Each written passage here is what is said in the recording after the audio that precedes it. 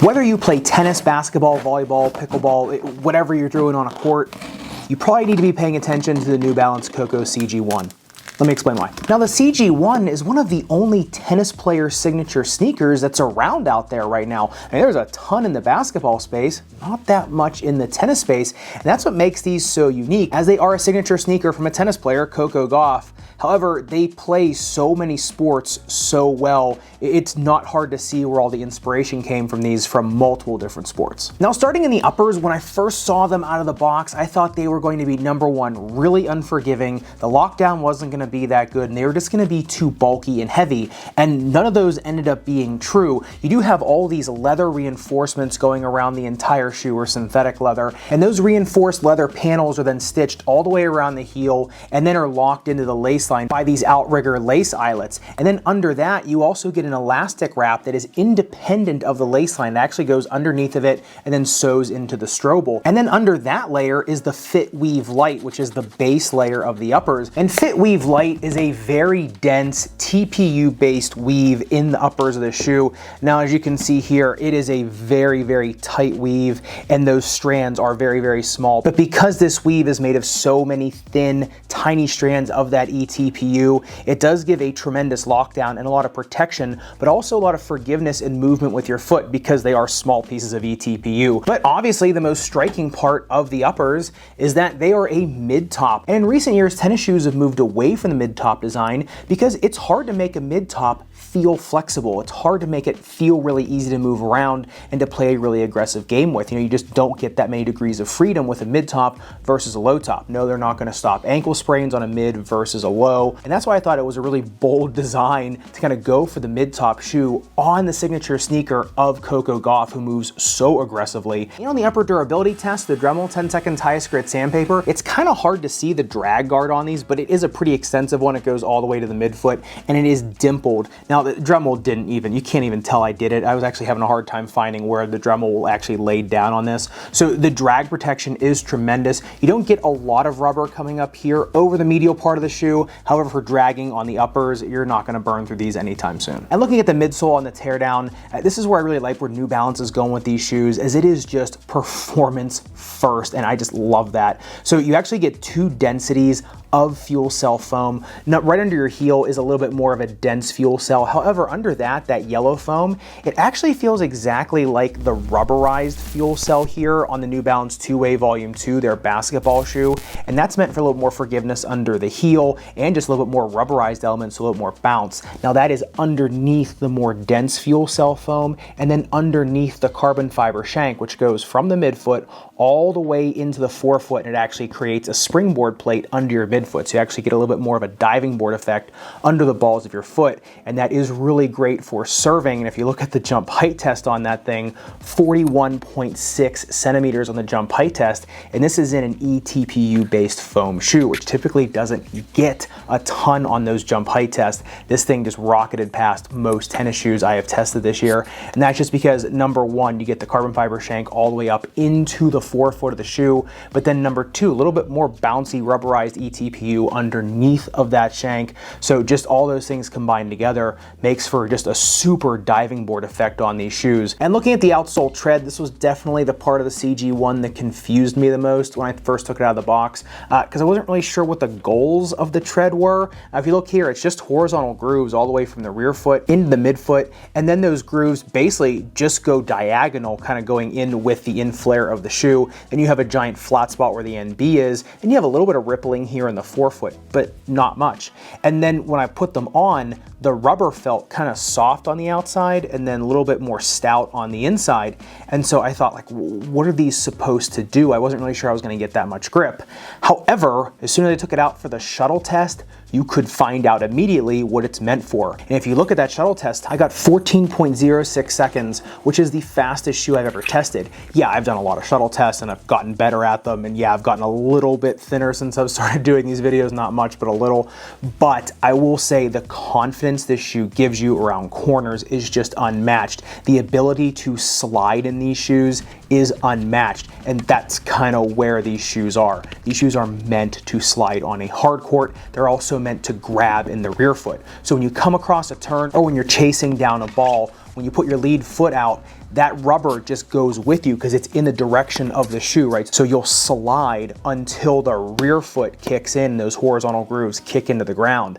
But as soon as you go to plant the other direction, that's where that kind of softer rubber on the outside grabs into the court, and then you just go. So on every turn I was taking on the shuttle test, I found myself sliding, coming to a really nice stop, and then being able to spring back so quick. So losing no time on turns.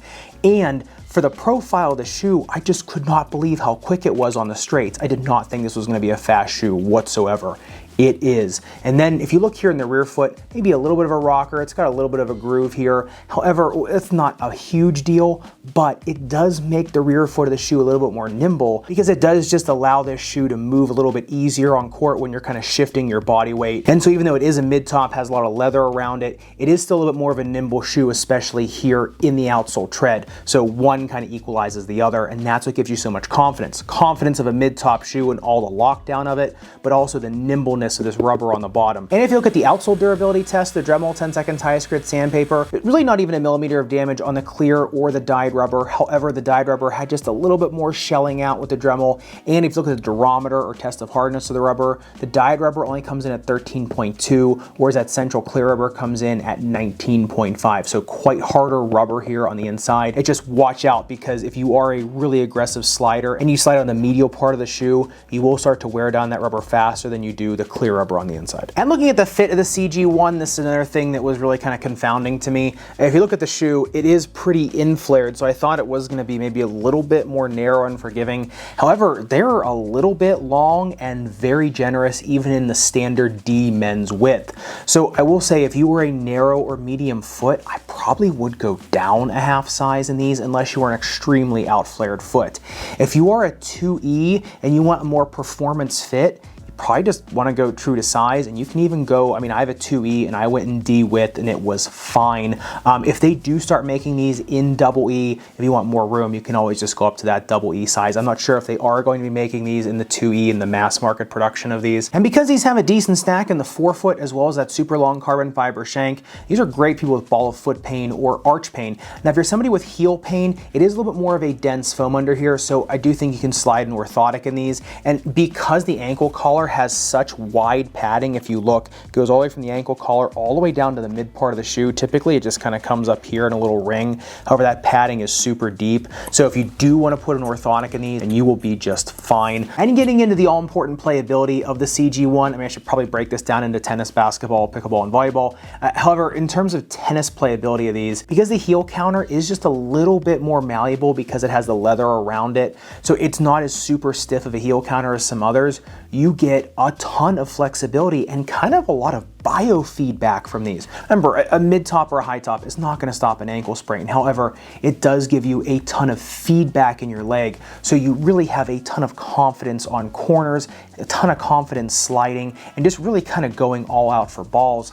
I just found with me, especially on that shuttle test, I just had no problem just throwing myself around on corners and picking up and moving super quick the other direction. I just found from really compromised positions, or even just when trying to kind of assert yourself from the baseline, these things hold their ground pretty much better than any shoe I've seen out there. I would say when I was playing in them, I did get some bending and snapping for about an hour here, right kind of where that fit weave light meets the tongue, meets the lace lines. So, and that's just the product of having a really stout synthetic leather plus that really light fit weave. It went away after an hour, but just get ready for that. The one thing I did notice that I thought was really cool about these is they are a great serve and volley shoe, and because Coco Gauff is such an accomplished doubles player, probably wanted something for straight line speed too. And just because of the kind of the shape of the outsole of these, a lot lighter than I thought they were going to be. So easy to get from the baseline to the net. Fuel Cell is a light foam, so they do feel pretty light underneath your foot. So for the profile of the shoe, being under 15 ounces for my size 11, really not that bad.